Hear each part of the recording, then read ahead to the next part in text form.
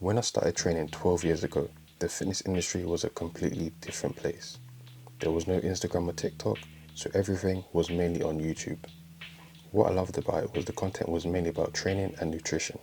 Pretty simple really, despite the fact that there was a lot of early influencers who were on PEDs, but it wasn't much of a thing back then.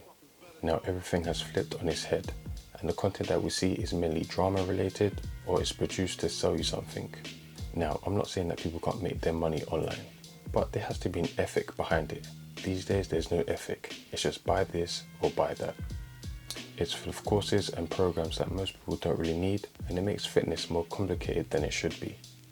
Now, we did have some bullshit content creators back then who did give us some misinformation, such as how to unlock your abs in 20 days, how to see your abs in 10 days, some nonsense like that. And that kind of gave rise to the science-based lifters that we see now, such as the Jeff Nippers of the world, which is a plus to the community. So it wasn't all great back then and it wasn't all bad. But the difference compared to now and back then is back then the content felt a lot more organic. It just felt raw and natural. The content creators that we saw back then, it was just, everything wasn't just like packaged just to look a certain way.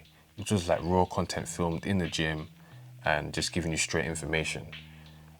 And that's what I really miss about the content back then with how the fitness community was. It was just so much realism within the space, and that's what is missing today. I truly believe this is done on purpose to keep you more dependent on them instead of helping you gain the independence, and this is what fitness is about in my eyes, giving you the information that you need, and eventually over time you will know what to do on your own. I used the word drama earlier. These days on YouTube, especially most of the videos that get the most views, they're about some bullshit online beef that people have with each other, beefing over ideas or beliefs, and it's just ridiculous. It's becoming more like the WWE, which benefits no one. Now, moving on to the content that we see on Instagram or TikTok, instead of it being informative, now it's about trendy topics that are here to entertain people.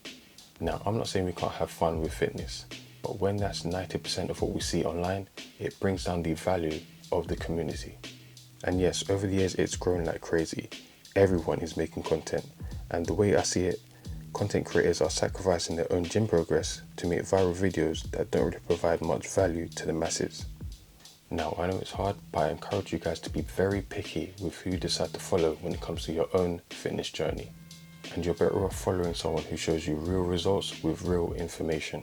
And it's best to accept the fact that the slow progress or the boring stuff is the realistic way that most people are going to progress when it comes to the gym or fitness goals. So that's just a little rant that I thought about earlier. I said, fuck it, let me just make a quick little video and put it out there. But what do you guys think of the fitness community right now? What do you see? How do you see it from your perspective? Write down in the comments and maybe we can have a little conversation going. But for now, I'll see you guys in the next one. Support the channel and I'm out.